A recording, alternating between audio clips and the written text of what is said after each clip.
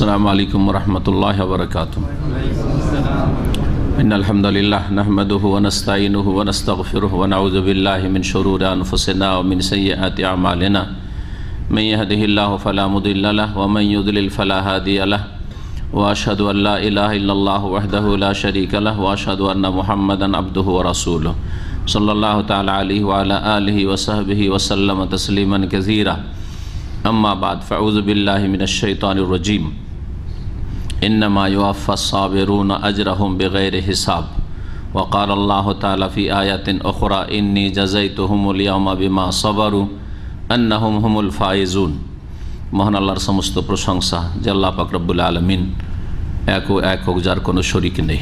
আল্লাহ পাক রব্বুল আলামিন মানুষকে কখনো কখনো ভালো দিয়ে সুখ দিয়ে পরীক্ষা করেন, কখনো আল্লাহ রাব্বুল আলামিন দুঃখের মাধ্যমে মানুষের কষ্টের মাধ্যমে আল্লাহ পাক পরীক্ষা করে থাকেন।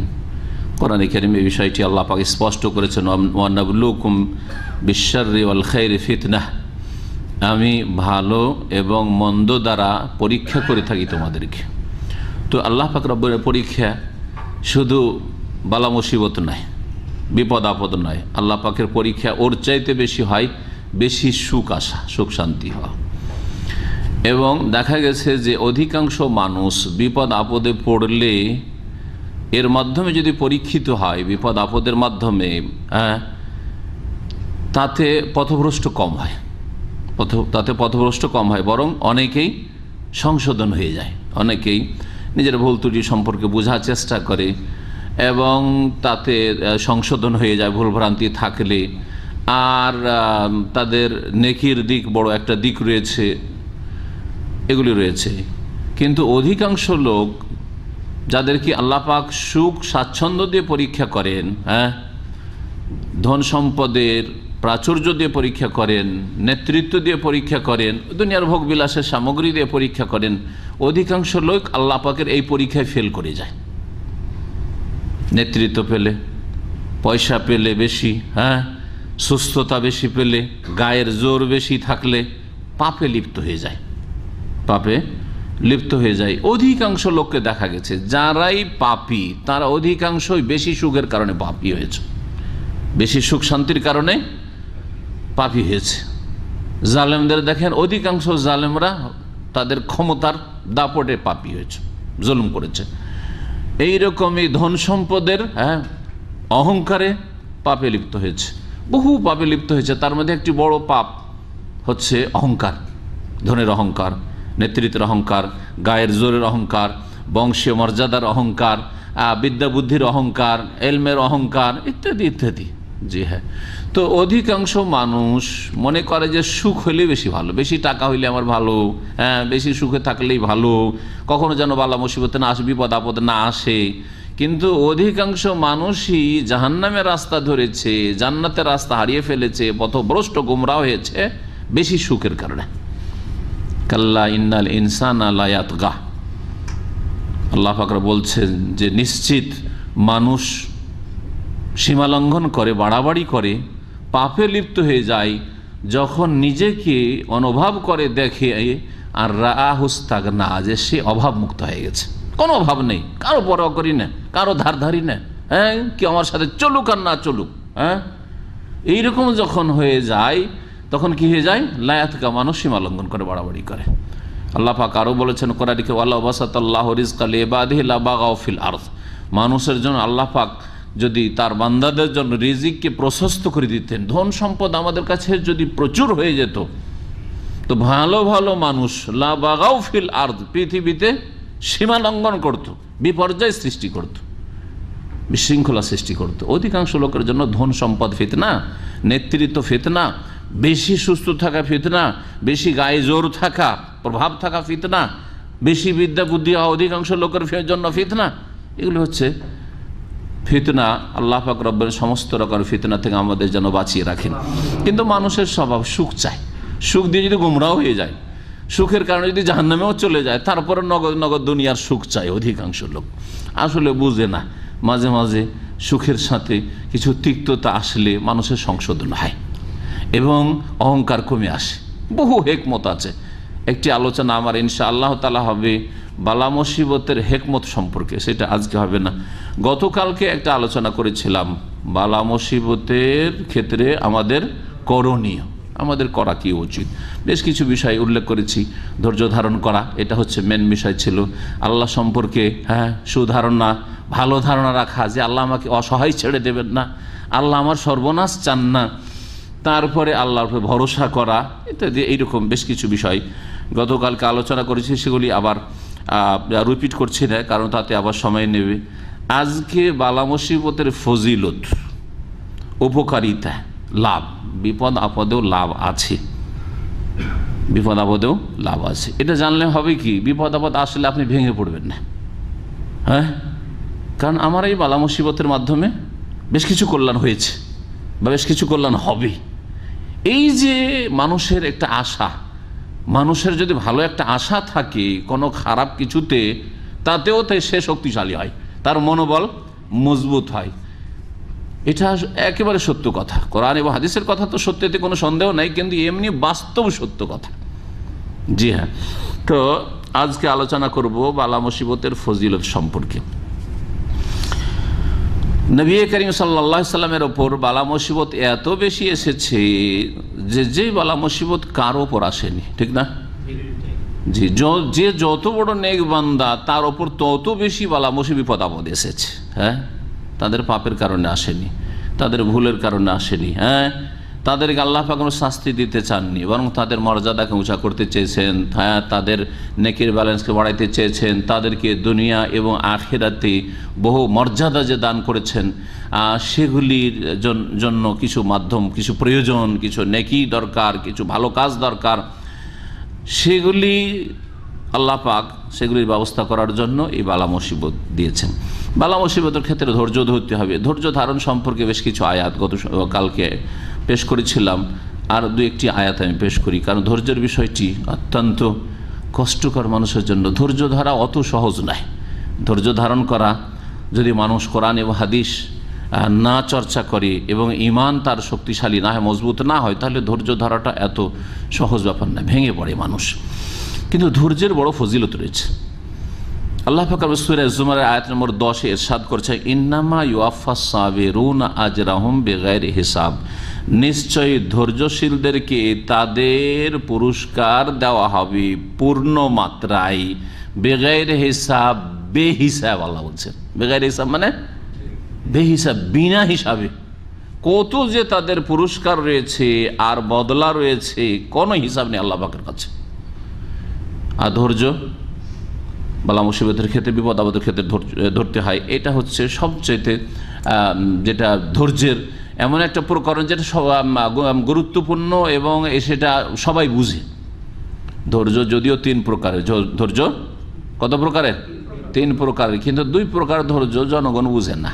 আম লোকেরা যারা কোরআনে হাদিস ওইভাবে চর্চা করে না, বুঝে না। 3 রকমের ধৈর্য আছে। আসসাবরু আলা তাআতিল্লাহ, আল্লাহর আনুগত্য, নেকির কাজের ওপর অটলতা, এটা ধৈর্যের প্রয়োজন। একজন লোক সারা জিন্দগি 5 ওয়াক্ত নামাজি হবে এবং জামাত সহকারে নামাজ পড়বে, কোনোদিন ফজরের নামাজ ছুটবে না, ধৈর্যের প্রয়োজন আছে না নেই? কোনোদিন একটা রোজা ছুটবে না, জীবনে জাকাতে সামান্য ঘাটতি হবে না, দিনের সমস্ত কাজের অটল থাকবো, কখনো বাপ মায়ের সাথে বেয়াদবি করব না। এগুলোর জন্য ধৈর্যের প্রয়োজন আছে না নেই? বহু ধৈর্যের প্রয়োজন রয়েছে। এটা হচ্ছে আসসাবরু আলা তাআতিল্লাহ, আল্লাহর সন্তুষ্টির কাজে ধৈর্য ধারণ। আল্লাহর সন্তুষ্টির কাজে ধৈর্য ধারণ। 2 নম্বর ধৈর্য হচ্ছে আসসাবরু আন মাসিয়াতিল্লাহ, আল্লাহর অসন্তুষ্টির কাজ থেকে বেঁচে থাকার ক্ষেত্রে ধৈর্য ধারণ করা, গুনাহ থেকে বাঁচার জন্য ধৈর্য ধারণ। ধৈর্য ছাড়া মানুষ পাপ থেকে বাঁচতে পারে না, অধৈর্য হয়ে পড়বে। যে দেখেন যে একটা লোকের পকেট থেকে মানি ব্যাগ পড়ে গেল, আর তাতে টাকার বান্ডিল পড়ে গেল, 50,000 রিয়াল পড়ে গেছে, দেখলো না, চলে গেল, আপনি উঠিয়ে নিলেন, দেখছেন যে লোকটা চলে যাচ্ছে। এটা তো বেশি অঙ্কের বললাম। যদি ঈমান দুর্বল থাকে তো 100 টাকার মোবাইলও দেবেন না, 50 টাকার মোবাইল দেবেন না, ঠিক না? একবার আমার এক ছেলের, ছোট ছেলে আব্দুল্লাহ, তখন বয়স ছোট ছিল, 10-12 বছর বয়স ছিল। ওর শখ হয়েছে হেফজ করতে, মসজিদ আব্দুল ওয়াহিদ মসজিদে এখানে এসছে, ও মোবাইল পকেটে করে নিয়ে চলে এসছে। মোবাইলটা মনে হয় 80 টাকার মোবাইল ছিল, বেশি না। মোবাইলটা ও লাফাতে লাফাতে বাসার দিয়ে গেছে, ওই ফাঁকা জায়গাতে ওখানে পড়ে গেছে। কোনো একটা আরবিয়ান ছেলে পেয়েছে, আল্লাহ হেদায়েত করে ওকে। আর তারপরে মোবাইল খোলা আছে, সেই দিন তারপরের দিন টেলিফোন করছে, 2 দিন মোবাইল খোলা আছে। একবার উঠিয়ে বলছে যে মোবাইল দিয়ে দেবো, কিন্তু কত টাকা দিবা? চিন্তা করতে পেরেছেন? 80 টাকার মোবাইলে ইমান বিক্রি করে দিল, ইমান বিক্রি করে দিল। তা 80 টাকাতে কেউ যদি ইমান বিক্রি করে, তাহলে 10,000 রিয়াল যদি থাকে, 50,000 রিয়াল যদি থাকে, বা 4,000 রিয়াল যদি একটা বা দামি মোবাইল হয়, তাহলে কি করবে না? ধৈর্যের প্রয়োজন আছে না নেই? জেনা ব্যভিচারের ক্ষেত্রে নেই স্ত্রী আর যুবক মানুষ, আর পেয়ে গেছে ওই রকম শিকার, হ্যাঁ, ধৈর্যের প্রয়োজন আছে না নেই? ধৈর্য ছাড়া কেউ গুনাহ থেকে বাঁচতে পারবে না। অথবা কোনো একটা ভুল কল চলে এসছে, মহিলার আওয়াজ লেগে গেল, ওর পিছিয়ে লেগে গেল, বিরক্ত করতে শুরু করলো, রাত দিন যখন তখন কল দিচ্ছে। অধিকাংশ মানুষ এইরকম বদ প্রকৃতির, অধিকাংশ মানুষ রাত 2-3টাতে টেলিফোন চলে আসছে। আশ্চর্য হয়ে যাবে না, ও শিকারি তলাশ করে বেড়াচ্ছে, আশ্চর্য হয়ে যাবেন আপনি। জি, আর এগুলি ইহুদি নাসারাদের বাচ্চা না, এগুলো মুসলিমদের এক শ্রেণীর বাচ্চা, অসৎ। জি, তাহলে গোনা থেকে বাঁচার জন্য কত ধৈর্যের প্রয়োজন রয়েছে। আসসাবরু আন মাসিয়াতিল্লাহ। তৃতীয় ধৈর্য হচ্ছে আসসাবরু আলা আকাদারিল্লাহ আল মৌলিমা, কষ্টদায়ক তকদিরের, ভাগ্যের ওপর ধৈর্য ধারণ করা। সুখের তকদির হলে তাহলে কি, তাতে তো মজা লাগছে, তাই না? সবসময় সুখ আর সুখ আর সুখ আর সুখ। কিন্তু দুঃখের তকদির যখন, কষ্টের যে ভাগ্যটা এসছে, আপনার ভাগ্যে কষ্ট, সেই দিন সেই সময় ধৈর্য ধারণ করা, এটা গুরুত্বপূর্ণ। ধৈর্য ধরতে হবে। আপনাকে আল্লাহ পাক অনেক দিন সুখে রেখেছেন, সুতরাং ধৈর্য ধারণ করতে হবে। যারা ধৈর্য ধারণ করে তাদেরকে বিনা হিসাবে আল্লাহ কিয়ামতের দিনে তাদের বদলা দেবেন। আল্লাহু আকবার। জি, কি বদলা হবে? সূরা মুমিনুনের আয়াত নম্বর 111-তে আল্লাহ বলছেন, ইন্নী জাযাইতুহুমুল ইয়াওমা বিমা সাবারু, আজকে আমি এই বিচার দিবসে কিয়ামতের দিনে ধৈর্যশীলদেরকে বদলা দেব, বেমা সাবারু, তাদের ধৈর্যের বিনিময় হিসাবে, ধৈর্যের বদলা হিসাবে। কি বদলা? যে আন্নাহুম হুমুল ফায়েজুন, তারাই হচ্ছে সফল কাম, সাকসেস, কামিয়াব লোক। জান্নাতি না জাহান্নামী? হ্যাঁ, জাহান্নাম তাদেরকে স্পর্শ করবেই না, তাই হলো না কামিয়াব। হ্যাঁ, 1 মিনিটের জন্য জাহান্নামে যাবে না, জাহান্নামের কোনো রকম কষ্ট পাবে না, কোনো আযাব নেই। এরাই হচ্ছে সফল কাম। তাহলে কামিয়াবি, সফলতার বদলা আল্লাহ পাক দেবে। সেই দিন সফল বলে ঘোষণা করবেন, তুমি সাকসেস, জি, ভাগ্যবান তুমি। আজকে তাদেরকে আমি বদলা দেব, কারণ তারা হচ্ছে আল ফায়েজুন। আজকে এরাই পাশ করেছে, এরা ফেল না, পাস। জি, এদের রেজাল্ট, ফলাফল ভালো। আরও স্পষ্ট করেছেন সূরা দাহর আয়াত নম্বর 12-তে আল্লাহ পাক রব্বুল আলামিন ধৈর্যশীলদেরকে কি বদলা দেবেন বলছেন, ওয়া জাযাহুম বিমা সাবারু, তারা যে ধৈর্য ধারণ করেছে সেই জন্য তাদেরকে আল্লাহ বদলা দেবেন জান্নাতান, জান্নাত বদলা হিসাবে দেবেন। জান্নাত পেয়ে গেলে ধৈর্যের বদলা কি? তাহলে কামিয়াবি, জান্নাত। আর কামিয়াবি কি হচ্ছে? সফলতা। সেটা হচ্ছে এই আয়াত বলছে যে জান্নাত। আর কি? ওয়াহারিরা, আর রেশমের বস্ত্র আল্লাহ দেবেন। যেই রেশম দুনিয়াতে আল্লাহ হারাম করেছেন পুরুষের জন্য, সেই রেশমের পোশাক আল্লাহ পাক দেবেন জান্নাতে, জান্নাতি রেশমের পোশাক জান্নাত দেবেন আল্লাহ রাব্বুল আলামিন। এই ওয়াদা কোরআনে কারীমে করেছেন। এইরকম অনেক আয়াত রয়েছে ধৈর্যের ফজিলত সম্পর্কে, ধৈর্যের উত্তম ফলাফল সম্পর্কে। বালা মুসিবতে আমাদেরকে ধৈর্য ধারণ করতে হবে, এটি করণীয় ছিল, যা আলোচনা করেছিলাম। ধৈর্যের কথা এই জন্য বলছি যে বালা মুসিবতের আলোচনা আসলেই, অথবা বালা মুসিবত আপনার আসলেই 1 নম্বরে আপনাকে কি করতে হবে? ধৈর্য ধারণ করতে হবে, যে কোনো রকমের বালা মুসিবত হোক না কেন। আম্বিয়া এবং রসুলগণ এই ক্ষেত্রে আমাদের জন্য উত্তম আদর্শ। আল্লাহ পাক তাদেরকে উত্তম আদর্শ বলেছেন। রাসূলুল্লাহ সাল্লাল্লাহু আলাইহি ওয়াসাল্লাম উসওয়া হাসানা, এবং সূরা আনআম আল্লাহ পাক বলেছে উলাইকাল্লাযীনা হাদাল্লাহ। 18 জন নবীদের কথা আল্লাহর নাম নিয়ে উল্লেখ করার পরে বলছেন এরাই তো তারা যাদেরকে আল্লাহ পাক হেদায়েত দান করেছেন, যাদেরকে আল্লাহ সঠিক পথে অটল রেখেছেন। এরাই সরল পথের পথিক, ফাবে হুদাহ মুক্তাদে, সুতরাং তাদের আদর্শের অনুসরণ কর, ইক্তিদা কর। তারা আমাদের জন্য আদর্শ, তাদের অনুসরণ করতে হবে, তাদেরকে ফলো করতে হবে। আল্লাহ পাক রব্বুল আলামিন বলেছেন। আম্বিয়া রসুলগণ সম্পর্কে সাদ বিন আবি ওয়াক্কাস রাদিয়াল্লাহু তাআলা আনহু থেকে বর্ণিত হাদিস রয়েছে। তিনি বলছেন যে আমি বললাম, ইয়া রাসূলুল্লাহ, হে আল্লাহ রাসূল সাল্লাল্লাহু আলাইহি ওয়াসাল্লাম, আইয়ুন নাসি আশাদ্দু বালাআন, কার ওপর সবচাইতে বেশি কঠিন বালা মুসিবত আসে, কার ওপর? যদি আমাদেরকে জিজ্ঞেস করা হয় তো জনসাধারণ কি বলবে? যার যত পাপ তত বালা মুসিবত, বলবে না? বলবে না? হ্যাঁ, আমাদের দেশের এটি মূর্খতা। আরে কোন যে পাপ করেছে, এমন রোগে আক্রান্ত হয়েছে, আর বলবে না, জীবনেও ভালো হবে না, তাই না? আইয়ুন নাসি আশাদ্দু বালাআন, কোন শ্রেণীর মানুষের ওপর সবচেয়ে বেশি বালা মুসিবত এসে থাকে? কালা আল আম্বিয়া, ও রাসূলুল্লাহ বললেন তারা হচ্ছেন নবীগণ, সুম্মাল আমসাল ফাল আমসাল, তারপরে যারা যত ভালো তত বেশি বালা মুসিবত।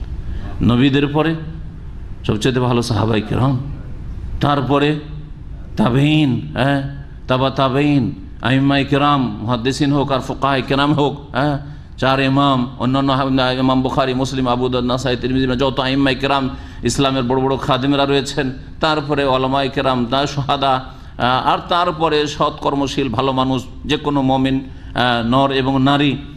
বালা মুসিবত, যে যত বেশি ঈমান আমলে ভালো হবে, ভালো মুসলিম হবে, তার উপর বালা মুসিবত বেশি হবে। ফায়ুবতালার রাজুল আলা হাসবে দীনহি, মানুষের উপর আল্লাহ পাক বালা মুসিবত দেন, পরীক্ষা করেন।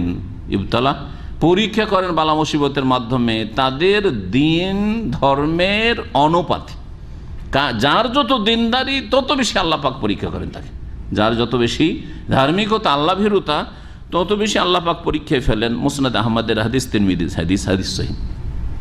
আম্বিয়া রসুলগণের উপর যে বালা মুসিবত এসছে সেগুলো কিছু নমুনা আপনাদের শোনাই। নূহ আলাইহিস সালাম কত ধরে ইসলামের দাওয়াত দিয়েছেন? 950 বছর ধরে। সুবহানাল্লাহ, 1000 বছর। 950 মানে কি? 1000 বছর। 900-র উপরে আরো 50, তার মানে 1000 বছর। 1000 বছর ধরে দ্বীন ইসলামের দাওয়াত দিয়েছেন। আর তারপরেও ফলাফল, ঈমান নিয়ে এসছে কয়জন? আল্লাহ বলছেন কোরআন, ওয়ামা আমানা মাহু ইল্লা কালিল, এটা কোরআনের কথা। তার সাথে 950 বছরে অল্প কয়টা লোক মাত্র হেদায়েত হয়েছে, ঈমান নিয়ে এসছে। কত ধৈর্য ধরেছেন, আর তারা কত যে মানসিক কষ্ট দিয়েছে, শারীরিক কষ্ট দিয়েছে, গালমন্দ করেছে, কত যে কষ্ট দিয়েছে, আর কত যে ঠাট্টা বিদ্রুপ করেছে, উপহাস করেছে। আল্লাহু আকবার। ইব্রাহিম আলাইহিস সালামের পরীক্ষা নবী রাসূলগণের মাঝে সবচেয়ে বেশি বড় পরীক্ষা রাসূলুল্লাহ সাল্লাল্লাহু আলাইহি ওয়াসাল্লাম, তারপরে সবচেয়ে বড় পরীক্ষা হয়েছে ইব্রাহিম খলিলুল্লাহ। কারণ এই দুই নবীকে আল্লাহ তার অন্তর্বন্ধু খলিল বলেছেন। সুতরাং অন্যান্য নবীদের তুলনায় এই দুই নবীর, দুই রাসূলের পরীক্ষাও বেশি, বালা মুসিবত বেশি, পরীক্ষা আল্লাহ পাক খুব বেশি করেছেন। ইব্রাহিম আলাইহিস সালামকে কি না পরীক্ষা আল্লাহ করেননি। ছোটকাল থেকে, যৌবনকালে দেশ থেকে তাড়িয়ে দিল বাপ, বাড়িতে থাকতে দিল না, দেশ থেকে হিজরত করতে হলো, দেশ ছেড়ে নির্বাসিত হয়ে যাওয়া, দেশান্তর হয়ে কোথাও বসবাস করে, যেমন তেমন কথা নয়, কত যে কষ্টের বিষয়।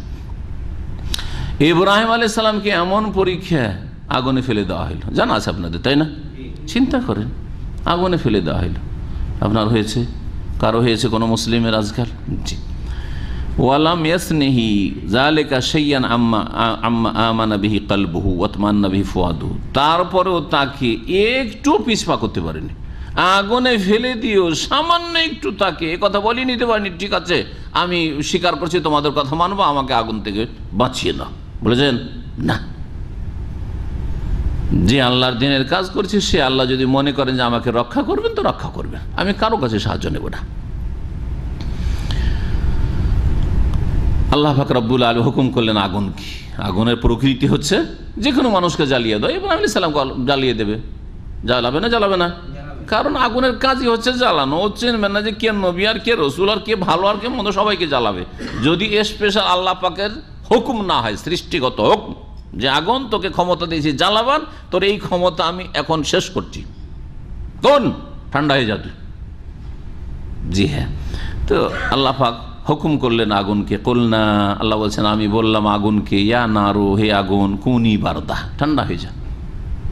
আরে এত ঠান্ডা না যে আবার ফ্রোজেন হয়ে মারা যায়, বেশি ঠান্ডাতে বড় শীতে মরে যেতে পারে। হ্যাঁ, ওয়াসালামান আলা ইব্রাহিম, সহি সালামত, নিরাপদ রাখো ইব্রাহিমকে।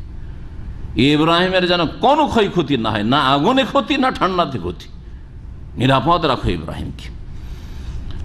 ওয়ারাদু বিহি কায়দান, আল্লাহ বলছেন যে এই কাফেররা তার সাথে ষড়যন্ত্র করেছিল, ফাজআলনাহুমুল আখসারিন, কিন্তু আল্লাহ পাক তাদেরকে অধিক ক্ষতিগ্রস্ত, লাঞ্ছিত, অপদস্থ করেছেন, কিছুই করতে পারেনি তারা।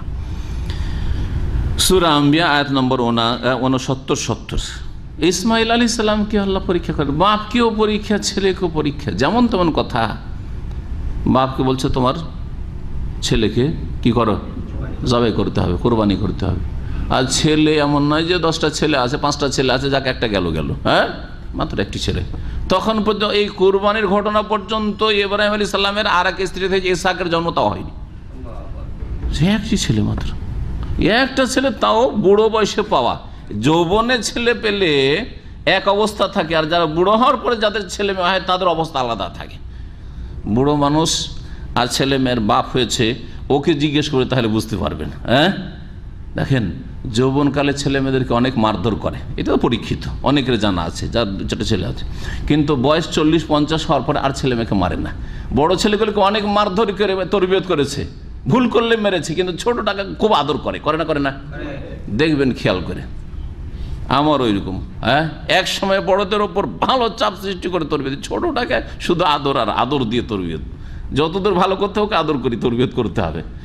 সুবহানাল্লাহ, মানুষের একটা দুর্বলতা আছে, বয়স যত বাড়ে তত বেশি মায়া বাড়ে ছেলে মেয়েদের ওপর, হ্যাঁ, অন্যরকম হয়ে যায় তখন। এই সুবহানাল্লাহ, 80-র ওপরে বয়স, 85-90 বয়স, 100-র কাছাকাছি চলে যাচ্ছে, আর তারপরে এই ছেলে কোন রকম পাচ্ছেন, আল্লাহর কাছে দোয়া করে, রব্বে হাবলি মিনাস সলিহিন, দোয়া, আল্লাহর কাছে কত যে দোয়া করেছেন, আর তারপরেও আল্লাহ বলছেন যে তোমার এই ছেলেকে জবাই করে দিতে হবে আল্লাহ সন্তুষ্টির জন্য। কত বড় পরীক্ষা, চিন্তা করেন আপনি। ঘটনা জানা আছে, সে ঘটনার দিকে যাচ্ছি না। জাকারিয়া আলাইহিস সালামকে আল্লাহ পাক পরীক্ষা, নবীরা তো কথা বলতে পারেন যে আল্লাহ তোমার দিনের কাজ করছি আর বিয়ে করে বুড়ো হয়ে গেলাম, একটা ছেলে হবে না, এটা কেমন কথা? অভিযোগ করেছেন? কোনো অভিযোগ করেননি। হ্যাঁ, কমপ্লেন করেছেন যে আল্লাহ কোন দোষ করেছে যে সবাইকে দিবে, আমাকে দিবে না। হ্যাঁ, অনেকেই কিন্তু খুব আক্ষেপ করেন এবং আল্লাহর উপর আক্ষেপ করেন, মনে হচ্ছে আল্লাহ রব্বুল আপনার কাছে ঋণী, ছেলে মেয়ে দেয় না সেই জন্য আল্লাহ ঋণী হয়েছে আপনার কাছে। না, কখনো না, আল্লাহ পাকের ইচ্ছে, আল্লাহ দেন না। এতে হয়তো বহু রহস্য আছে যেটা আপনার চোখের আড়ালে রয়েছে, কেন দেননি আল্লাহ ভালো জানেন। কিছুই না থাকলে আল্লাহর পরীক্ষা, যে তোমাকে স্ত্রী দিয়েছি, হ্যাঁ, সুস্থতা দিয়েছি, তারপরে তোমাকে ছেলে মেয়ে দিচ্ছে না, এটি পরীক্ষা আমার, আমি তোমাকে এর মাধ্যমে পরীক্ষা করছি। আপনারা সাধারণ মানুষ কেন? সৌদি আরবের সবচেয়ে বড় আলেম এখন আল্লামা শেখ সালেহুল ফৌজান হাফিজুল্লাহ এখনও বেঁচে আছেন। তার বাড়িতে আমাদেরকে একবার নিয়ে যাওয়া হয়েছিল দায়ীদেরকে, আসর থেকে মাগরিব পর্যন্ত, বরং মাগরিব পরেও তার সাথে অনেক মাসলা মাসাইলের প্রশ্ন উত্তর, আর তারপরে তার আলোচনা শোনা, বৈঠক। তার বাড়িতে একটা ছেলেও নেই, মেয়েও নেই, নিঃসন্তান, একটা ছেলেও নেই, মেয়ে নেই। ইবনে তাইমিয়া রহমতুল্লাহ কত বড় মুজাদ্দিদ, কত বড় ইসলামের সংস্কার, কত বড় ইসলামের ইমাম। যদি আবু হানিফা, শাফি, মালিক, আহমদের যুগে হইতেন তাহলে তিনি 4 ইমামের চাইতে কোনো কম না, কোনো কিছুতেই কম না তিনি। জি হ্যাঁ, তার কোনো ছেলে মেয়ে ছিল না, বিয়ে করেছিলেন কিনা বিয়েও করেননি হয়তো। ইমাম বুখারী রহমতুল্লাহ আলাইহি বিয়ে করেছেন কিন্তু তার কোনো ছেলে মেয়ে ছিল না, কোনো জানেন না হয়তো। এত বড় বড় ইমামদের কোনো ছেলে মেয়ে ছিল না, কারো পরিবারও ছিল না হয়তো, কারো ছেলে মেয়েও ছিল না। আল্লাহ পাক রব্বুল আলামিন জাকারিয়া আলাইহিস সালামকে পরীক্ষা করেছেন। বার্ধক্য গিয়ে দোয়া করার পরে আল্লাহ পাক রব্বুল আলামিন ছেলে দিলেন, ইয়াহিয়া, তাই না? ছেলে দিলেন। দোয়া করতে থাকেন, দোয়ার রাস্তা খোলা আছে, যাদের ছেলে মেয়ে এখনো হয়নি দোয়া করেন। আল্লাহ পাক রব্বুল আমাদের দিনী ভাই বোনদেরকে যেন নেক সন্তান দান করেন। আইয়ুব আলাইহিস সালামের বালা মুসিবত আপনাদের জানা আছে?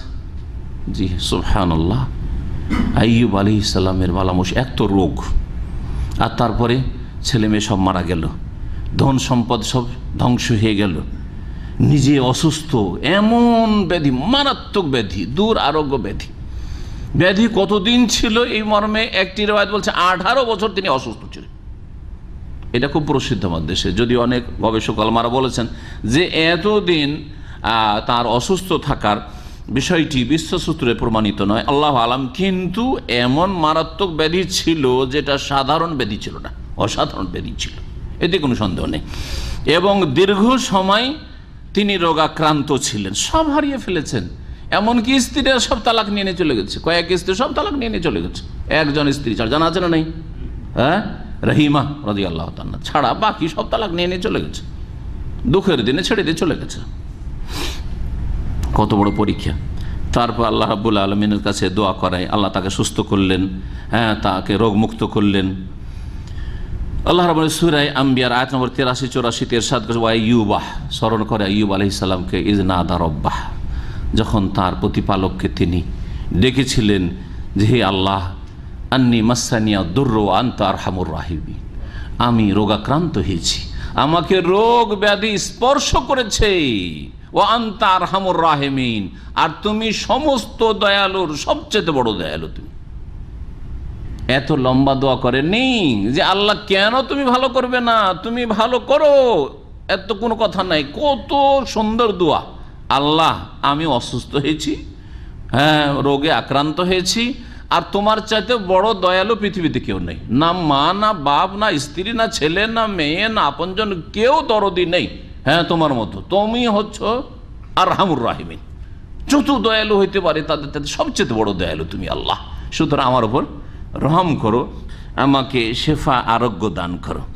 আল্লাহ পাক রব্বুল বলছেন, ফাস্তাজাবনা লাহু, তার এই দোয়া আমি কবুল করলাম। ফাকাশাফনা মা বিহি মিন দুর, তার যে রোগ ছিল তা আমি দূরীভূত করলাম। ওয়া আতাইনাহু আহলাহু, স্ত্রীরা চলে গেছে, স্ত্রী ফিরে আসো, জি হ্যাঁ, পরিবার সব ছেলে মেয়ে সব মারা গেছিল, সব একটি রেওয়ায়েত যে তারা আবার জীবিত হইল, আল্লাহ জানে এটি ইসরায়েলের রেওয়ায়েত হতে পারে, আর একটি রেওয়ায়েত যে জীবিত নয়, বরং যতগুলি ছেলে মেয়ে মারা গেছে তার চাইতে বেশি ছেলে মেয়ে আল্লাহ দিয়েছিলেন। পরে ধরেন কারো 2-4-5টা ছেলে মেয়ে মারা গেছে, আর তারপর যদি আরো 10টা আল্লাহ দিয়ে দেন, তাহলে ঘাটতি পূরণ হওয়ার পরে আরো বেশি হয়ে গেল কিনা। তো এইভাবেও হইতে পারে যে আল্লাহ পাক রব্বুল আইয়ুব আলাইহিস সালামকে তার চাইতে উত্তম দিয়েছিলেন, তার পরিবার ফিরিয়ে দিলেন, ছেলে মেয়ে আল্লাহ দিয়ে দিলেন, অমিসলাহুম মাহুম, বরং তার মতো আরো বেশি, যেগুলি হারিয়ে গেছে ছেলে মেয়ে মারা গেছে তার চাইতে বেশি, তার অনুরূপ আরো আল্লাহ রাব্বুল আলামিন দিয়েছেন। আল্লাহ বলছেন, রাহমাতাম মিন ইনদিনা, আমার পক্ষ থেকে রহমত স্বরূপ, ওয়া যিকরা লিল আবেদিন, আর যারা ইবাদত গুজার বান্দা তাদের জন্য এতে রয়েছে উপদেশ স্বরূপ। যে এটা আইয়ুবের জন্য খাস না আলাইহিস সালাম, বরং যে কোনো মুমিন মুসলিম যদি দুর্দিনে আল্লাহর কাছে দোয়া করে, অবশ্যই আল্লাহ পাক বান্দার ডাকে সাড়া দিয়ে থাকেন, দোয়া কবুল করে থাকেন। নবী মুহাম্মদ রাসূলুল্লাহ সাল্লাল্লাহু আলাইহি সাল্লামকে কত রকমের যেই কষ্ট দেওয়া হয়েছে, সুবহানাল্লাহ, কি কষ্ট দেয়নি, মক্কার কাফেররা কি কষ্ট দেয়নি, আর ইহুদিরা কি করেননি, হ্যাঁ, প্রাণ নাশের চেষ্টা করেছে, একবার না, একবার তো 20 দিয়ে, আর একবার ইহুদি, হ্যাঁ, বনু নজিররা এক শয়তানকে বাড়ির ওপরে, ছাদের ওপরে উঠতে বলেছে বড় পাথর নিয়ে, আর নবী মুহাম্মদ রাসূলুল্লাহ সাল্লাল্লাহু আলাইহি সাল্লাম তাদের বিচার সালিসে এসেছেন, আবু বকর রাদিয়াল্লাহু বসে আছেন, ওমর বসে আছেন, আর একে তৈরি করেছে যেমনই বসে বিচারে কথাবার্তা বলবে ওতে ব্যস্ত হবে, ওপরতে বড় পাথর দিবে মুহাম্মদের মাথার উপরে ফেলে। আল্লাহু আকবার, কি ষড়যন্ত্র ইহুদিদের, কি ষড়যন্ত্র ইহুদিদের। আল্লাহ রাব্বুল সাথে সাথে ওহী করে দিলেন নবী মুহাম্মদ সাল্লাল্লাহু আলাইহি ওয়াসাল্লামকে, যে তোমাকে মারার জন্য ষড়যন্ত্র প্ল্যানিং হয়ে গেছে এই শয়তান ইহুদিদের, সুতরাং তুমি এখান থেকে চুপচাপ কেটে পড়ো। নবী সাল্লাল্লাহু আলাইহি সাল্লাম উঠে এমনিতে হাঁটতে শুরু করলেন। লোকেরা ভাবলো যে কোনো পেশাব পায়খানা কোনো প্রয়োজন হয়েছে, যে মানুষের প্রয়োজন থাকে, ওই প্রয়োজন হইতে গেলেন। আবু বকর ওমর রাদিয়াল্লাহু তাআলা আনহু, তাদের চরিত্র ছিল যে নবী যা করতেন তাই করতেন। নবী সাল্লাল্লাহু আলাইহি ওয়াসাল্লাম উঠে গেলেন, আমরা কেন বসে থাকবো, যাই তার পিছনে পিছনে আমরাও যাই, তারাও পিছনে পিছনে চলে গেছেন। আর একটু যাওয়ার পরে তখন নবী সাল্লাল্লাহু আলাইহি ওয়াসাল্লাম বলছেন আবু বকর ওমরকে যে তারা আমাকে মারার জন্য ষড়যন্ত্র করেছিল, চলো বাড়ি চলে যাই।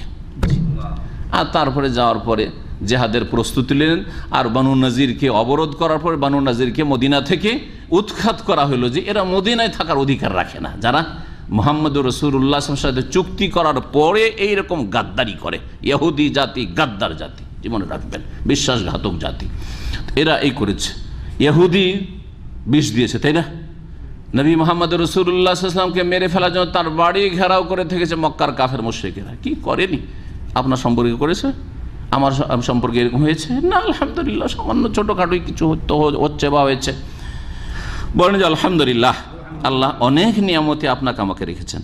নবী করিম সাল্লাল্লাহু আলাইহি ওয়াসাল্লামের জীবদ্দশায় তার সবচেয়ে প্রিয় স্ত্রী, সুবহানাল্লাহ, ভুলতে পারতেন না, খাদিজা রাদিয়াল্লাহু তাআলা সমস্ত ধন সম্পদ নবী করিম সাল্লাল্লাহু আলাইহি ওয়াসাল্লাম নিয়ে আসা দ্বীনের খেদমতে উৎসর্গ করে দিয়েছেন, কোরবানি করে দিয়েছেন, সব দান খায়রাত করে দিয়েছেন, ইসলামের খেদমতে লাগিয়ে দিয়েছেন।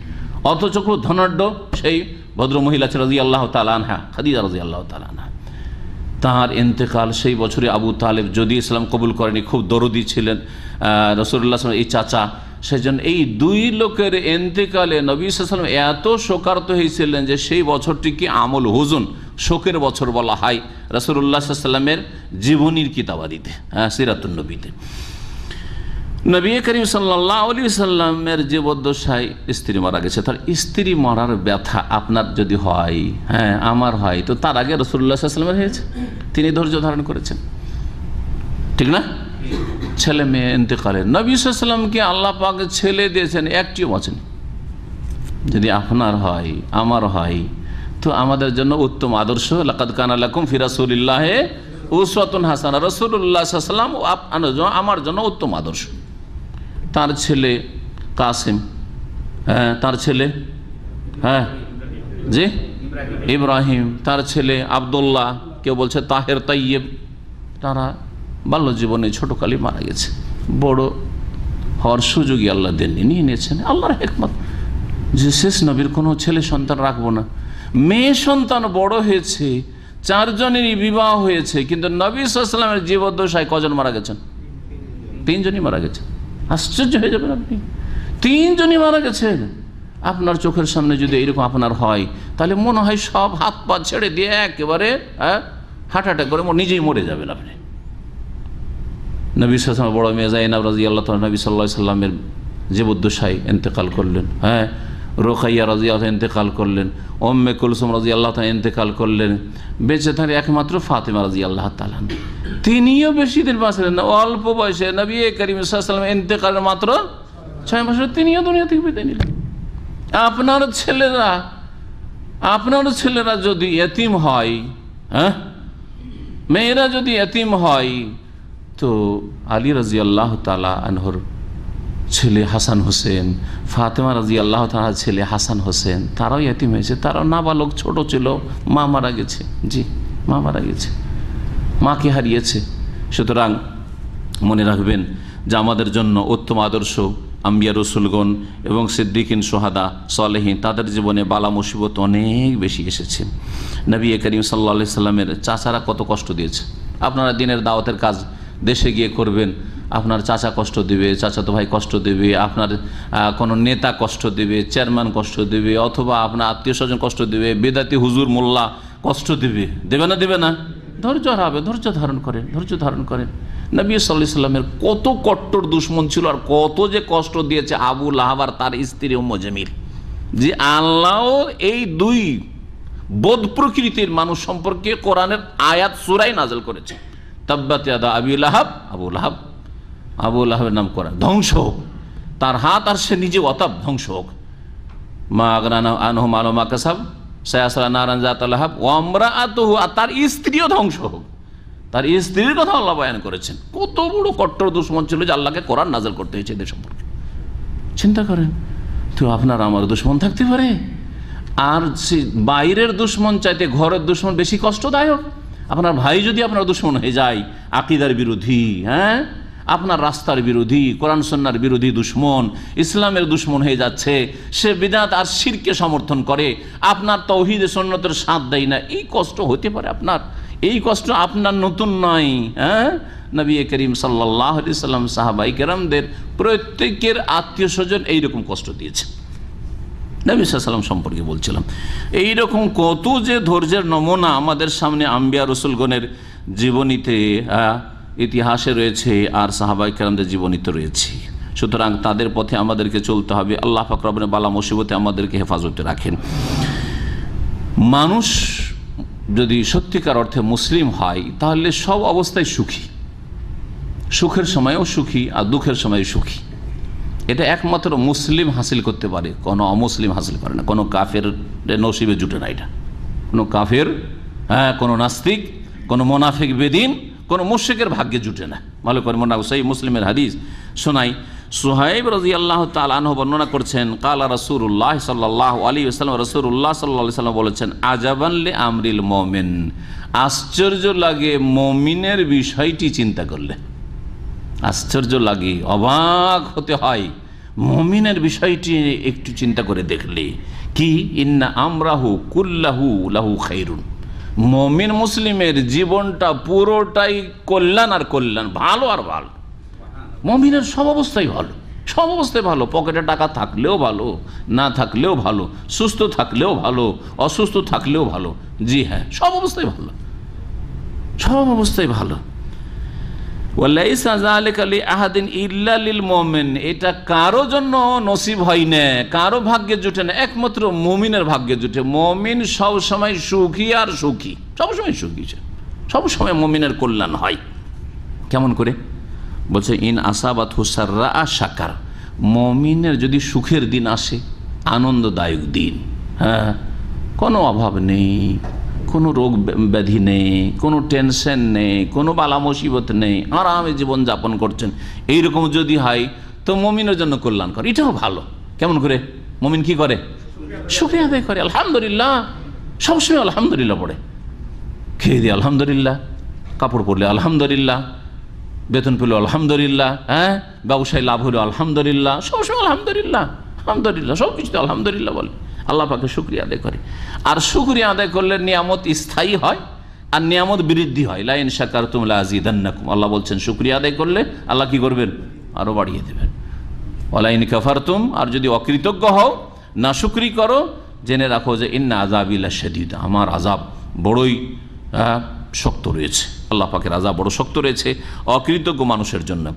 মুমিন সুখী হইলে শুকরিয়া আদায় করে, সুতরাং তার জন্য এটা কল্যাণকর হয়।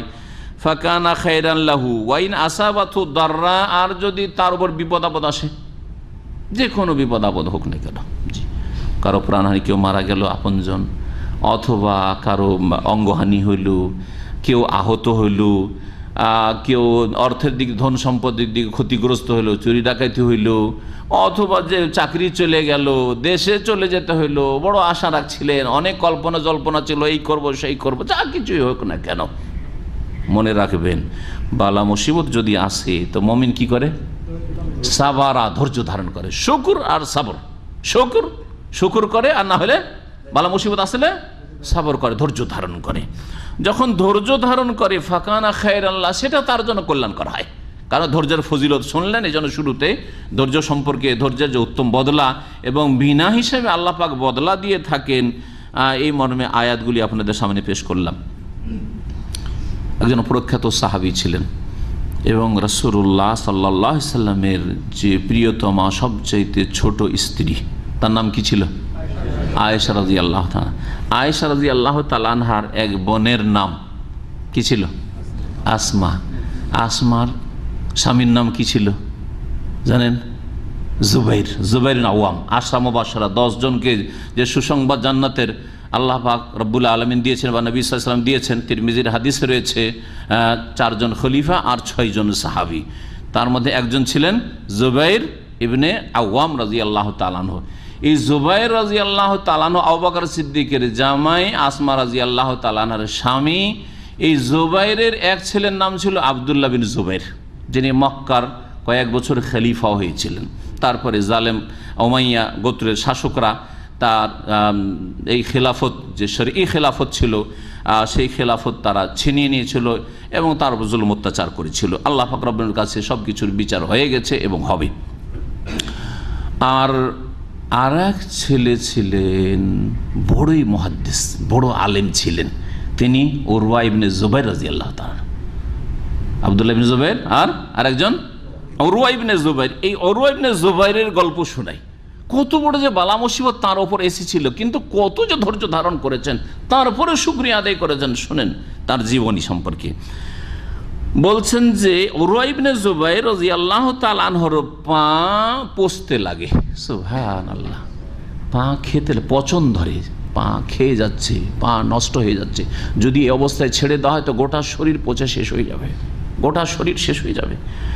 তখন ফারশাদাহুল আতিব্বা ইলা কাতইহা, ডাক্তাররা সেই যুগের বলল যে পাকে কেটে ফেলে দিতে হবে, রান থেকে নিয়ে পাকে কেটে ফেলে দিতে হবে। আল্লাহ, পাকে কেটে ফেলে দিতে হবে। লে আল্লাহ তান্তাসিরা ফি সাইরে, যাতে করে এই রোগ গোটা শরীরে সংক্রমণ না করে যায়। ফাকুতিয়াত, পা কেটে ফেলে দেওয়া হলো। ওয়াশা আল্লাহ তাআলা, সুবহানাল্লাহ, আল্লাহর যে ইচ্ছা পরীক্ষার, যেই দিন পা কাটা হয়েছে সেই দিনে আরেক দুর্ঘটনা ঘটেছে তার। সেই দিনে আইয়ামুত আহাব্বা আওলাদিহি ইলাইহি ফিল ইয়াউমি যাতি, ওই দিনে তার সবচাইতে প্রিয় এক ছেলে ছিল, সেই ছেলে মারা যায়। এদিকে পা কাটার বিষ আর কষ্ট, মানসিক শারীরিক, আর সেই দিনই সবচাইতে ভালোবাসার আদরের যে ছেলে, সেই ছেলের ইন্তেকাল হয়ে যায়। সুবহানাল্লাহ, পরীক্ষার ওপর পরীক্ষা, পরীক্ষার ওপর পরীক্ষা, আশ্চর্য হয়ে যাবেন আপনি। তাও কে? একজন সাহাবী। এবং এই উরওয়া ইবনে জুবাইর অধিকাংশ ইলম হাসিল করেছেন তার খালা থেকে, আয়েশা রাদিয়াল্লাহু তাআলা থেকে। দেখবেন হাদিসের কিতাবগুলি আন উরওয়াতা আন আয়েশাতা, আয়েশা রাদিয়াল্লাহু তাআলা থেকে অধিকাংশ হাদিস বর্ণনা করেছে। কারণ বেগানা পুরুষ তো আর হাদিস বেশি শুনতে পাচ্ছেন না, তাই না? কিন্তু খালা আর বোনের ছেলে খালার কাছে গিয়ে হাদিস শিখতেন, খালার কাছে গিয়ে হাদিস পড়তেন আর হাদিসগুলো মুখস্থ করতেন। এই জন্য আয়েশা রাদিয়াল্লাহু তাআলা থেকে 2000-এর বেশি যে হাদিস বর্ণিত আছে, অধিকাংশ হাদিসগুলি বর্ণনা করেছেন উরওয়া রাদিয়াল্লাহু তাআলা। এই উরওয়া ইবনে জুবাইর রাদিয়াল্লাহু তাআলার উপর এই বালা মুসিবত এসেছিল। লোকেরা এক তো তার পা কাটা হয়েছে, তার রোগীর যে পরিচর্যা বা ইয়াদাতুল মরিজ হক আছে সেটার জন্য গিয়েছে, আর ছেলেও মারা গেছে, তাকে তাজিয়ত সান্ত্বনা দেওয়ার জন্য লোকেরা দলে দলে যাচ্ছে। যাওয়ার পরে তাকে লোকেরা সান্ত্বনা দিচ্ছে, ইউআযুনাহু ফি রিজলিহি ওয়া ওয়ালাদিহি, পা সম্পর্কে ধৈর্যের জন্য, সবুরের জন্য উপদেশ দিচ্ছে লোকেরা গিয়ে, সাহাবায়ে কেরামরা, তাবিঈনরা, এবং তার ছেলে সম্পর্কে। সেই সময় তিনি কোন রকমের অধৈর্য না, সুবহানাল্লাহ, বলছেন আল্লাহুম্মা লাকাল হামদ। কি বলছেন? আল্লাহুম্মা লাকাল হামদ, আল্লাহ তোমার যাবতীয় প্রশংসা, তোমার শুকরিয়া আদায় করছি। সুবহানাল্লাহ, কানু সাবআতান ফাআখাযতা ওয়াহিদান, আমার 7 ছেলে ছিল, একটা তুমি নিয়েছো, আলহামদুলিল্লাহ আরো 6টা বাঁচিয়ে রেখেছো। দেখছেন, এটা হচ্ছে শুকরিয়ার দিক, যে আলহামদুলিল্লাহ 7 ছেলে ছিল, একটা নিয়েছো, 6টা আছে, এখনো 6 ছেলে এখন আছে। ও আবকাইতালি সিত্তাতান, এখনও 6টা ছেলে মেয়েকে আমার বা ছেলে সন্তানকে বাঁচিয়ে রেখেছো, ছেলে মেয়ে ছিল অথবা ছেলেই ছিল। ওয়াকান আলী আরবাতু আতরাফিন, হে আল্লাহ তোমার শুকরিয়া আদায় করি, আমার 4টা হাত পা ছিল, 2 হাত আর 2 পা ছিল। ফাখাযতা ওয়াহিদান, তুমি একটা পা নিয়েছো, এখনো 3টা বাকি আছে। আলহামদুলিল্লাহ, আলহামদুলিল্লাহ পড়ছেন, এখনো 3টা বাকি আছে। ও আবকাইতালি সালাসা, 3টে অঙ্গ এখনো বাকি আছে, 2 হাত 1 পা বাকি আছে আমার। ফাইন কুনতা আখাযতা ফালাকাদ আতাইতা, আল্লাহ যদি তুমি নিয়ে থাকো তো আমাকে দিয়েছো, তুমি কিছু নিয়েছো তো কিছু দিয়েছো, অনেক কিছুই দিয়েছো। ওয়ালাইন কুনতা ইবতালাইতা, আর আল্লাহ তুমি যদি আমাকে বালা মুসিবত দিয়ে থাকো, পরীক্ষা করে থাকো, ফাকাদ আফাইতা, তাহলে আলহামদুলিল্লাহ তুমি আমাকে সুস্থ করেছো, আর পাটা কেটে নেওয়ার পরে আমি সুস্থ হয়েছি বা সুস্থ হব, আলহামদুলিল্লাহ, আলহামদুলিল্লাহ বলছেন। দেখছেন, এরকম হয়েছে কারো আমাদের? এইরকম হইলেও এই রকমের ধৈর্যের নমুনা হইতে হবে, ধৈর্যের ক্ষেত্রে আদর্শ হইতে হবে। এটাই শিখিয়েছেন আম্বিয়া রসুলগণ এবং তাদের অনুসারী সাহাবাই কেরাম, তাবেঈন, তাবেঈন, তারা যারা ধৈর্য ধারণ করে তাদের ফজিলত সম্পর্কে একটি হাদিস আপনাদেরকে শোনাই। রাসূলুল্লাহ সাল্লাল্লাহু আলাইহি ওয়াসাল্লাম বলছে, এজা মাতা ওয়ালাদুল আবদে, কোনো মুমিন বান্দার ছেলে মেয়ে যদি মারা যায়, কাল আল্লাহু লিমালাইকাতিহি, তখন আল্লাহ রাব্বুল আলামিন তার ফেরেশতাদেরকে বলেন, বিশেষ করে মালাকুল মতকে, এবং মালাকুল মতের সাথে অনেক তার সহযোগী সাহায্যকারী ফেরেশতা রয়েছেন, এক দল, টিম। কাবালতুম ওয়ালাদা আবদি, আমার বান্দার সন্তানকে তোমরা গ্রহণ করে নিয়েছো, কেড়ে নিয়েছো। আল্লাহ বলেন, হে মালাকুল মত, আমার যে বান্দা প্রিয় বান্দা আছে তার ছেলে মেয়ে নিয়ে নিয়েছো? ফায়াকুলুনা নাম, তখন ফেরেশতা বলে মালাকুল মউত বা তার সঙ্গীরা যে হে আল্লাহ, হ্যাঁ নিয়েছি। ফায়াকুলু কাবাজতুম সামারাতা ফাওয়াদিহি, তার কলিজার টুকরাকে তোমরা নিয়ে নিয়েছো, কেড়ে নিয়েছো? ফায়াকুলুনা নাম, তখন ফেরেশতারা বলে যে হ্যাঁ আল্লাহ তোমার হুকুমে নিয়েছি। ফায়াকুল মাজা কালা আবদি, যাক এই কাজ যে করেছো, তা আমার ওই বান্দা যার ছেলে মারা গেছে, যার মেয়ে মারা গেছে, সে কি বলছে, এখন কি তার অবস্থা বলো তো দেখি। ফায়াকুলুনা, তখন ফেরেশতারা রিপোর্ট দেয়, যারা পাহারাই থাকে দিন রাতের, তারা রিপোর্ট দেয় হামেদাকা ওয়াস্তারজা, ছেলে মারা গেছে, অমুকের মেয়ে মারা গেছে তোমার বান্দা, তবু আলহামদুলিল্লাহ পড়ছে, বলছে যে আলহামদুলিল্লাহ, তোমার প্রশংসা করছে, তোমার শুকরিয়া আদায় করছে। ওয়াস্তারজার ইন্না লিল্লাহি ওয়া ইন্না ইলাইহি রাজিউন, ইস্তেরজা মানে হচ্ছে ইন্না লিল্লাহি ওয়া ইন্না ইলাইহি রাজিউন পাঠ করা, এটা হচ্ছে এর অর্থ। ইন্না লিল্লাহ, আমরা সকলেই কালকে বিস্তারিত ব্যাখ্যা করেছি এই দুয়ার, কোরআনী দুয়ার। আমরা সকলে কার?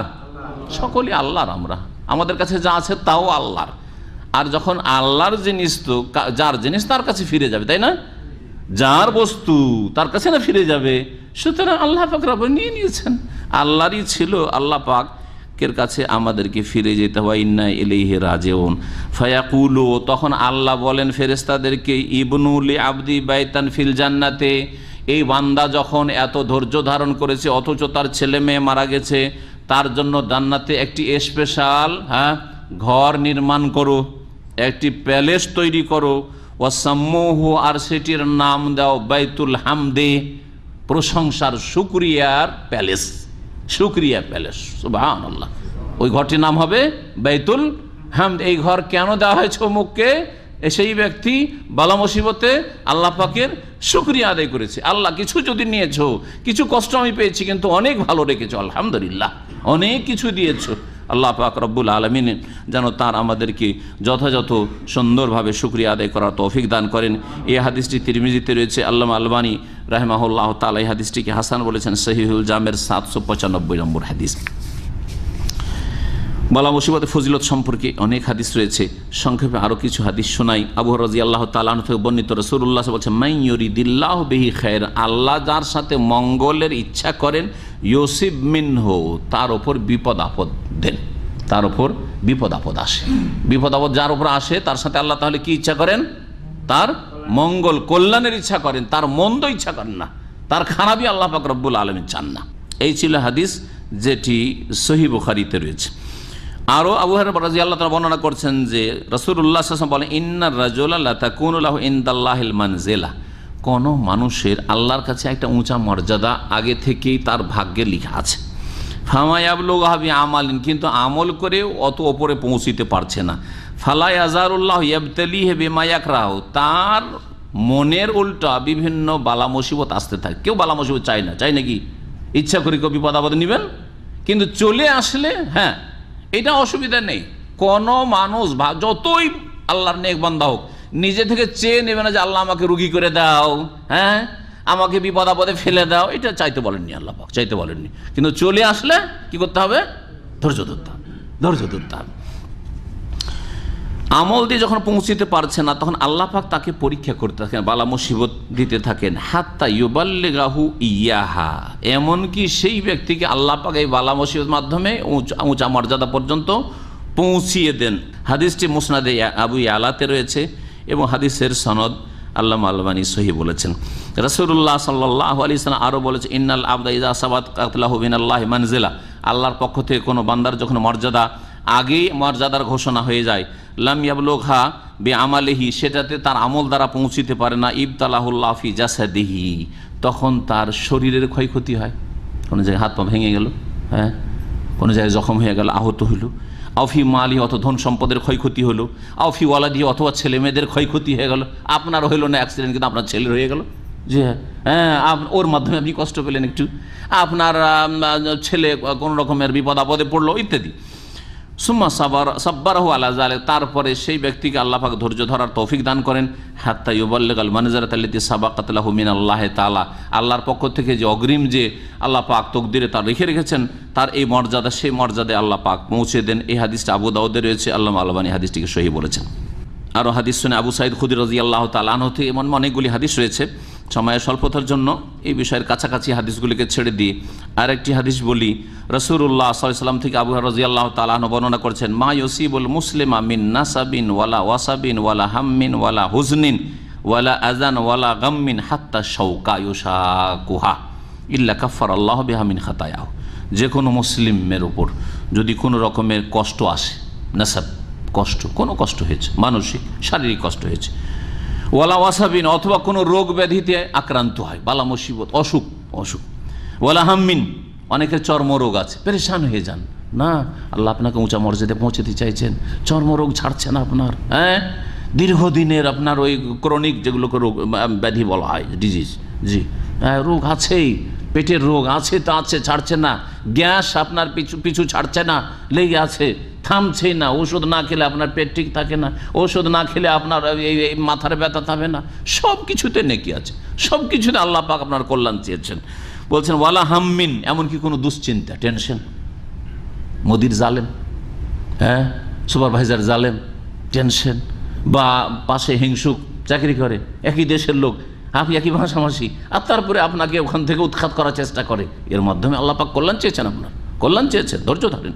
ওয়ালা হুজনিন অথবা কোনো শোক, ওয়ালা আজান অথবা যে কোনো কষ্ট, ওয়ালা গাম্মিন যে কোনো রকমের এইরকম বিপদ আপদ, দুশ্চিন্তা, হাত্তা শৌকা এমনকি রাস্তা দিয়ে চলতে চলতে একটা কাঁটা লেগে গেল, হোঁচট খেয়ে পড়ে গেলেন, কোনো ইটপাট খেলে কিছুতে, যা কিছু হোক না কেন, এতে কি হয়, ইল্লা কাফফারাল্লাহু বিহা মিন খাতায়াহু, এইসব বালা মুসিবত বিপদ আপদের মাধ্যমে আল্লাহ পাক কি করেন, ওই ব্যক্তির গুনাহগুলিকে মোচন করে দেন, কাফারা, গুনার কাফারা হয়ে যায়। এই হাদিস সহিহ বুখারীতে রয়েছে, সহিহ বুখারীর হাদিস। আম্বিয়া রসুলগণ বালা মুসিবত আসলে অসন্তুষ্ট হইতেন না, রাগ করতেন না। হ্যাঁ আজকালকার পীরদের জীবনী পড়লে দেখা যায় যে আল্লাহ রাব্বুল আলামিন এমন কিছু করেছেন যেটা তার মনের উল্টা, তখন আল্লাহকে রাগ দেখায়। হ্যাঁ শুনেছেন না শোনেননি, পড়েছেন না পড়েননি? হ্যাঁ ওই যে ছেলেটাকে, ওই নাতিটাকে নিয়েছিল, সেখানে ওই বেয়াদব কি বলছে, আল্লাহর আন্দাজ নেই, একটা নাতি যে রুজি রোজগার করছিল সেটাই নিয়ে গেছে, হ্যাঁ কম বেজনি দিল, জিন্দা করে জীবিত করে দিল, কম বেজনি বলে। এত বড় কুফরি কথা, এত বড় স্পর্ধা যে আল্লাহর আন্দাজ নেই, এরপর আর কোনো কুফরি হইতে পারে? এই কথা যদি কোনো হিন্দু বলতো তাহলে মারামারি শুরু করে দিতেন, ওকে দেশ থেকে তাড়িয়ে দিতেন, বাংলাদেশ থেকে, তাই না? একটা যদি খ্রিস্টান বলতো তাকেও যে কি করতেন। কিন্তু শুধু মুসলিম না, এরা অলিউল্লাহ যাইত, এরা নাকি নিজেরা অলিউল্লাহ, আউযুবিল্লাহ, শয়তানের অলি, এরা অলিউল্লাহ না, অলিউল শয়তান, এরা শয়তানের অলি। যারা বলছে আল্লাহর আন্দাজ নেই, কুম্বেজনি, আমার হুকুমে ওঠো, আল্লাহর হুকুম না হইলে কি হবে, আমার হুকুমে ওঠো, জিন্দা হও, এরা হচ্ছে শয়তানের অলি। জি, সব শয়তান প্রকৃতি। বলছিলাম যে আম্বিয়া রসুলগণ খুশি হইতেন বালা মুসিবত আসলে, নাখুশ হবেন না, নিজেকে খুশি রাখার চেষ্টা করবেন। জি, যত শুকরিয়া আদায় করবেন মনে খুশি ফিরে আসবে। শোক হঠাৎ করে এটা শোক হবে, কিন্তু শোক হলেও সেই শোককে দূর করার জন্য দ্রুত চেষ্টা করবেন। আম্বিয়া রসুলগণ যে বালা মুসিবতে খুশি হইতেন, এই মর্মে একটি হাদিস শোনায়। রাসূলুল্লাহ সাল্লাল্লাহু আলাইহি সাল্লামের কাছে আবু সাঈদ খুদরী রাদিয়াল্লাহু তাআলা প্রখ্যাত সাহাবী একদিন গেলেন দেখা করতে। দেখছেন যে রাসূলুল্লাহ সাল্লাল্লাহু আলাইহি সাল্লামের শরীরে প্রচণ্ড জ্বর, নবীকে জ্বর হইত, সাইয়্যিদুল মুরসালিন সবচেয়ে শ্রেষ্ঠ মানুষকে জ্বর হইত, আর জ্বরে এত তাকে শীত লাগছে যে তার ওপর একটা চাদর দেওয়া আছে, মোটা বা কম্বল, কাতিফা, কম্বল দিয়ে জড়ানো আছে। ফাওয়াজাদা হারারাত ফাওকাল কাতিফাত, এত জ্বর যে কম্বলের ওপরে বা চাঁদের ওপরে হাত দিয়ে দেখছেন গায়ে সরাসরি, তারপরে মনে হচ্ছে যে কম্বল গরম হয়ে আছে, কম্বলের ওপর ভাগ গরম হয়ে আছে, কত জ্বর ছিল। আরেকটি হাদিস আছে যে দেখো তোমাদের যে জ্বর হয় তার চাইতে দ্বিগুণ জ্বর আমাকে হয়। ইন্নী উ আকো কামা ইউ আকো রাজুলান মিনকুম, আমার উপরে যে জ্বর আসে আমার গায়ে, তোমাদের দুইজন মানুষের জ্বর আসে, আমার তার চাইতে বেশি জ্বর আসে। এইভাবে রাসূলুল্লাহ সাল্লাল্লাহু আলাইহি ওয়াসাল্লাম বলেছেন। এত জ্বর আসতো কি জন্য? আল্লাহ মর্যাদা উঁচা করতে চান, আল্লাহ মর্যাদা দিতে চান, এবং যত ভালো মানুষ হবে তত বেশি আল্লাহ পাক পরীক্ষা করেন। আবু সাইদ খুদরি চাদরের উপরে কম্বলের উপর হাত দিয়ে যখন এত গরম অনুভব করলেন, তাপ, বলে মা আসাদ্দা হুম্মাকা ইয়া রাসূল আল্লাহ, আপনার জ্বর এত প্রচণ্ড? কালা ইন্না কাযালিকা, আমরা এইরকমই, নবীরা এইরকমই। ইয়াশতাদ্দু আলাইনাল বালাউ, আমাদের বালা মুসিবত খুব কঠিন হয়। ওয়া ইউদাআফু লানাল আজরু, আর আমাদের নেকিও বহুগুণ করা হয়, আমাদের নেকি প্রতিদানও কি করা হয়? বহুগুণ করা হয়, বহুগুণ বর্ধিত করা হয়। কালা ইয়া রাসূলুল্লাহ, জিজ্ঞেস হে আল্লাহ রসুল, আইয়ুন নাসি আসাদ্দু বালান, কার ওপর বেশি বালা মুসিবত আসে? কালা আল আম্বিয়া, নবীদের উপর সবচেয়ে বেশি বালা মুসিবত আসে। সুম্মা সালেহুন, তারপরে যারা যত নেক লোক তাদের উপর বালা মুসিবত আসে। ওয়ালা আহাদুহুম কানা আসাদ্দু ফারাহান বিল বালাই মিন আহাদিকুম বিল আতাই, আর আম্বিয়া রসুলগণ বালা মুসিবতে ওই রকমই খুশি হইতেন যেমন সাধারণ মানুষকে উপঢৌকন গিফট দিলে খুশি হয়। এখন একটা মোবাইল কাউকে গিফট যদি উঠিয়ে দিই, হ্যাঁ, টোকেনের মাধ্যমে আজকে একটা মোবাইল দেব, মোবাইল যদি 100 টাকারও পায়, খুশির শেষ নেই। দেখেছেন না? দেখেননি দৃশ্যগুলো, আমাদের প্রাইসগুলোতে দেখবেন, হ্যাঁ, একটা মোবাইল 50 টাকার মোবাইল পেয়েছে, আর সবাই আরে আরে, হ্যাঁ, তাকে সবাই সাবাস দিচ্ছে, আর সেও যে কত খুশি তার চেহারাটা ওই সময় ছবি করে দেখবে যে কত খুশি 50 টাকার মোবাইলে। তো তোমাদের মতো লোকেরা যেমন গিফটে খুশি হয়, আম্বিয়া রাসূলুল্লাহ খুশি হতেন কিসে?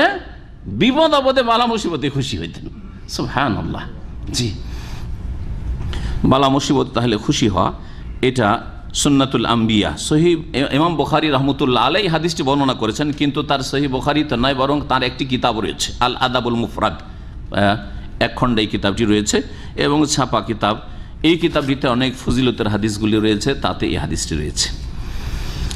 রাসূলুল্লাহ সাল্লাল্লাহু আলাইহি ওয়াসাল্লাম থেকে আয়েশা রাদিয়াল্লাহু তাআলা আনহা বর্ণনা করছেন যে কালাত, বলছেন সামিয়তু রাসূলুল্লাহ সাল্লাল্লাহু আলাইহি ওয়াসাল্লাম ইয়াকুল, রাসূলুল্লাহ সাল্লাল্লাহু আলাইহি ওয়াসাল্লামকে বলতে শুনেছি, মা মিন মুসলিমিন, যে কোনো মুসলিম, ইউশাকু শাওকাতান, কোনো মুসলিমকে যদি একটা কাঁটা লাগে, পায়ে একটা কাঁটা লেগেছে, অথবা ফামা ফাওকাহা, এর চাইতে কোনো বড় কোনো বিপদ আপদ এসছে, ইল্লা কুতিবাত লাহু বিহা দারাজা, একটু আপনার চামড়া ছিলে গেছে, হ্যাঁ, একটু ব্যথা পেয়েছেন, যে কিছু হোক না কেন, তাতে কি হয়?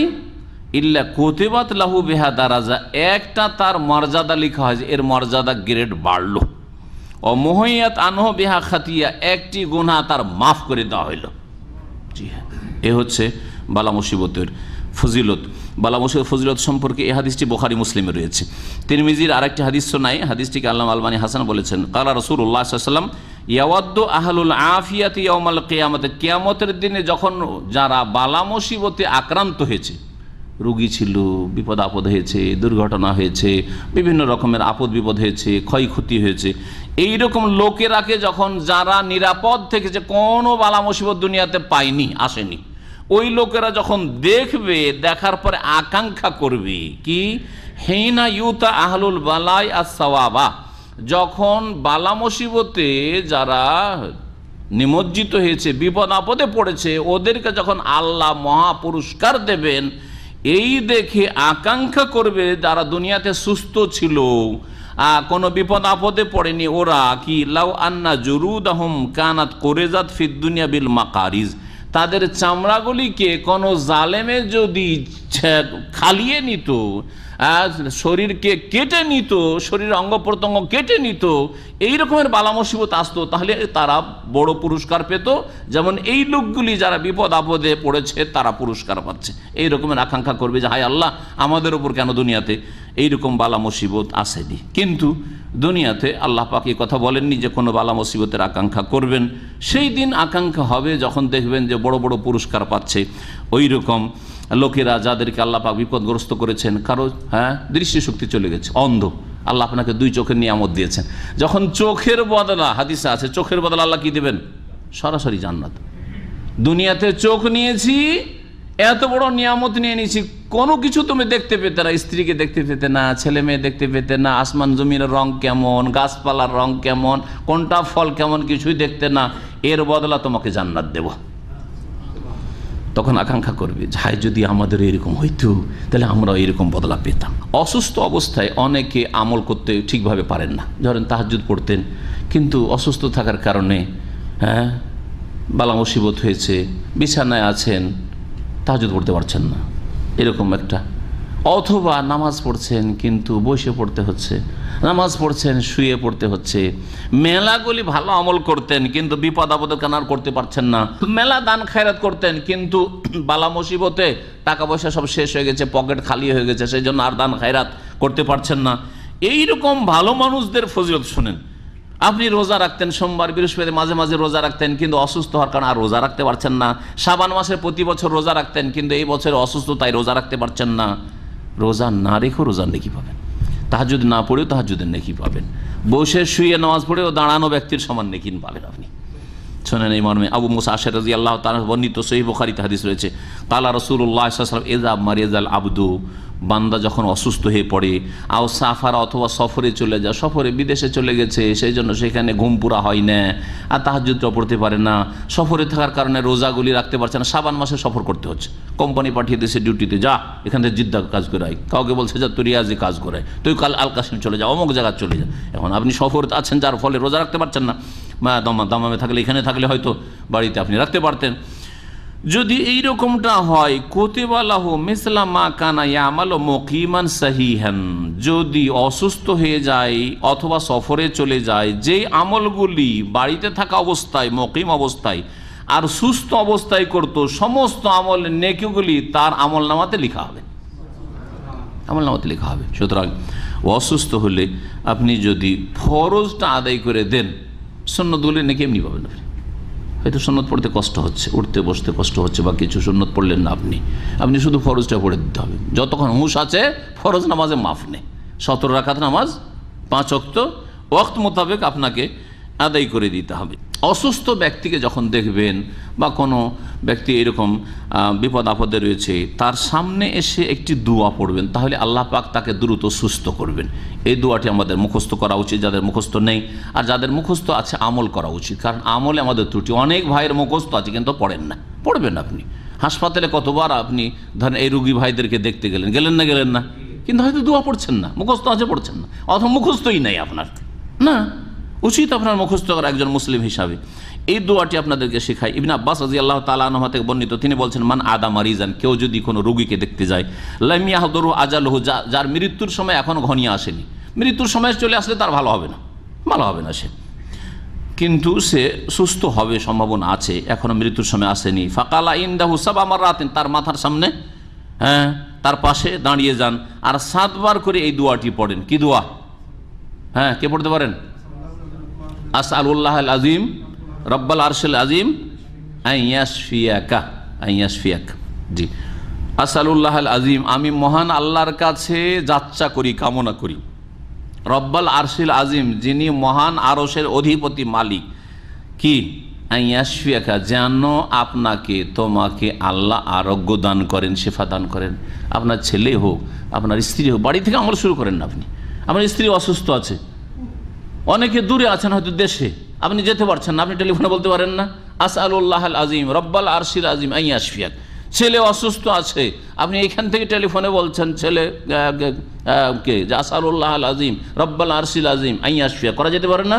টেলিফোনের যুগে এইভাবে হাদিসের উপর আমল করতে হবে, যেখানে কাছে থাকতে পারছেন না। আর যদি কাছে থাকেন, রোগীর কাছে যেতে পারেন, তাহলে রোগীর পাশে দাঁড়িয়ে এই দোয়া যদি পড়েন, ইল্লা আফাহুল্লাহু মিন যালিকাল মারাজে, তাহলে সেই রোগীকে আল্লাহ পাক সুস্থ করে দেবেন, সেই রোগীর রোগ নিরাময় হবে।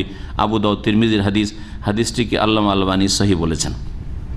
আরেকটি দোয়া পড়বেন রোগীর পাশে, সেটা হচ্ছে সান্ত্বনা দেওয়ার জন্য, লা বাসা তাহুরুন ইনশাআল্লাহ। এই হাদিসটি বুখারীতে রয়েছে।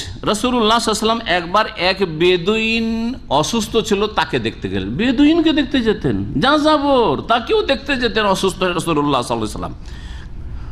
ওয়াকানা ইযা দাখালা আলা মান ইয়াউদুহু, যে কোনো রোগীকে দেখতে গেলে রাসূলুল্লাহ সাল্লাল্লাহু আলাইহি ওয়াসাল্লাম যখনই সেখানে প্রবেশ করতেন রোগীর কাছে, বলতেন লা বাস, কোনো অসুবিধা নেই, কোনো চিন্তা করিও না, লা বাস, কোনো চিন্তা করিও না, তাহুরুন ইনশাআল্লাহ, আরোগ্য লাভ করবে আল্লাহ চাইলে। তাহুরুন মানে পাক পবিত্র হয়ে যাবে, মানে রোগ মুক্ত হয়ে যাবে ইনশাআল্লাহ। রাহুল বুখারী।